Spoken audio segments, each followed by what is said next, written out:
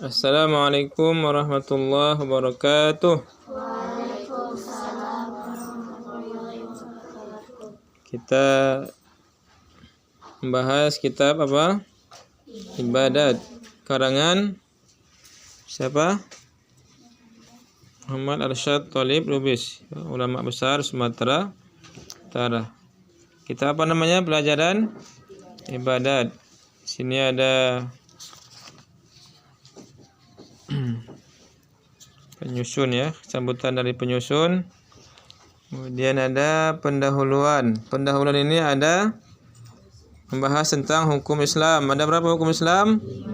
5 fardu, sunat, haram, makruh, mubah. Nah, di situ ada keterangan apa itu fardu, apa itu sunat, apa itu haram, apa itu makruh, apa itu mubah, diterangkan ya. Yang disuruh apa? Yang wajib ya. Yang dilarang apa? Yang haram. Kalau yang sunat berpahala mengerjakannya, tidak berdosa meninggalkannya. Kalau yang makruh tidak berdosa mengerjakannya, berpahala meninggalkannya. Kalau mubah apa? Mengerjakannya dan tidak berdosa meninggalkannya. Fardu terbagi berapa? 2, fardu ain dengan fardu kifayah. Apa itu fardu ain? Yang wajib ya, yaitu yang wajib mengerjakannya bagi tiap-tiap orang Islam yang baligh, lagi berakal. Nah, ada 2 ya, baligh dan berakal. Kalau tidak baligh atau tidak berakal atau kurang salah satu dari 2 syarat, maka tak wajib baginya. Yang kedua fardu kifayah, yaitu yang wajib mengerjakan bagi sekalian orang Islam yang baligh lagi berakal dan telah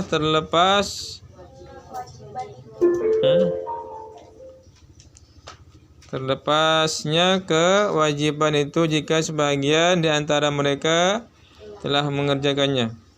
Ya, contohnya sholat jenazah, kalau ada yang melaksanakan ya fardu kifayah tersebut, maka yang tidak ikut sholat tidak berdosa. Tapi kalau tidak ada yang menyolatkan jenazah, maka semua berdosa, sekampung berdosa. Rukun Islam ada berapa?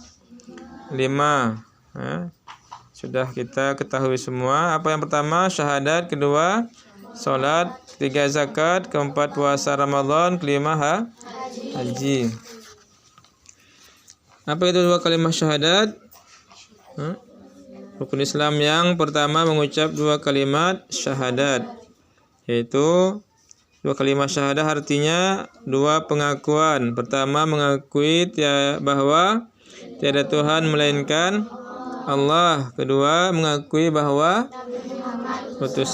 Nabi Muhammad utusan Allah. Apa hukum mengucap?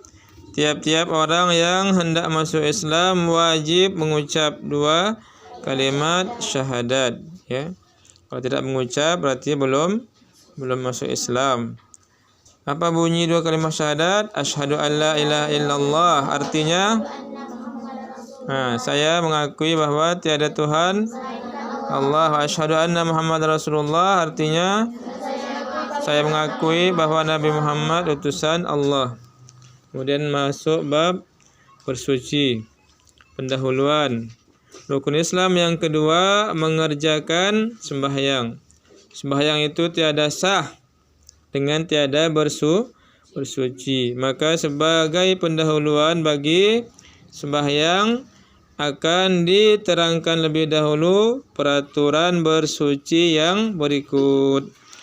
Yang pertama, peraturan air yang akan dipakai untuk bersuci. Yang kedua, peraturan bersuci daripada najis dan hadas. Yang ketiga, peraturan wudu. Keempat, peraturan mandi. Kelima, peraturan tayamum. Peraturan air. Yang pertama, peraturan air, bahagian air. Ada terbagi berapa air? 3. Air terbagi 3. Yang pertama, air yang suci lagi menyucikan. Yang kedua, air yang suci tiada menyucikan. Yang ketiga, air yang bernajis. Air yang suci lagi menyucikan ialah air yang bersih, boleh diminum, dapat menyucikan sesuatu yang kotor dan boleh dipakai untuk wudu dan mandi. Air itu ialah air yang turun dari langit dan yang terbit dari bumi. Ada 7. Pertama, air hujan, air embun, salju, mata air, air sungai. Salah nih, sungai. Air laut, air telaga. Yang kedua, pembagian air yang kedua apa? Yang suci tiada menyucikan. Ialah air yang bersih boleh diminum tetapi tiada dapat menyucikan sesuatu yang kotor dan tiada sah dipakai untuk wudu dan mandi. Air itu ialah yang pertama, air yang berubah warnanya, baunya atau rasanya sebab bercampur dengan benda yang suci dan banyak berubahnya. Kalau sedikit berubahnya beda lagi ya. Ini banyak berubahnya. Misalnya bercampur dengan gula sehingga manis. Yang kedua, air yang sudah dipakai untuk bersuci, yaitu sudah dipakai untuk wudu atau mandi atau menyuci najis. Yang ketiga, air yang dikeluarkan dari tumbuhan atau buah-buahan, misalnya air tebu dan kelapa. Air itu suci, yaitu boleh diminum tapi tidak dipakai untuk berwudu ya. Kalau ada yang berwudu dengan air tebu atau air kelapa, nanti dia akan didatangi semut. Air yang bernajis, apa itu? Air yang kotor ya. Tiada boleh diminum, tiada boleh dipakai untuk wudu, mandi dan menyuci najis. Air itu ialah satu, air yang berubah warnanya, baunya atau rasanya sebab masuk najis ke dalamnya. Yang kedua, air yang sedikit yang masuk najis ke dalamnya walaupun tiada berubah ya. Jadi kalau tiada berubah, bagaimana Ustaz masuk najis? Tetap dihukumkan air itu bernajis ya. Tapi kalau dia banyak ya, maka tidak mengapa. Tapi kalau air itu sedikit masuk najis, tidak berubah warnanya atau sifatnya, tetap tidak boleh. Apa itu air yang sedikit? Apa maksud air yang banyak? Air yang berkumpul 2 kula dinamakan banyak, dan yang kurang dinamakan sedikit. Tempat air yang panjangnya, lebarnya dan dalamnya sehasta seperempat, isinya sama dengan 2 kula. 1 hasta ini dari tangan kita ini ke siku kita, itu namanya hasta. Jadi sehasta seperempat berarti sampai ke bahu kita. Panjangnya tingginya, lebarnya dan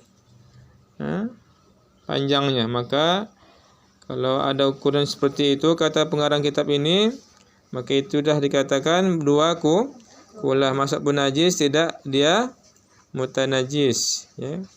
Tapi kalau berubah warnanya, rasa atau baunya tetap bernajis. Fahimtunna? Wallahu a'lam bissawab.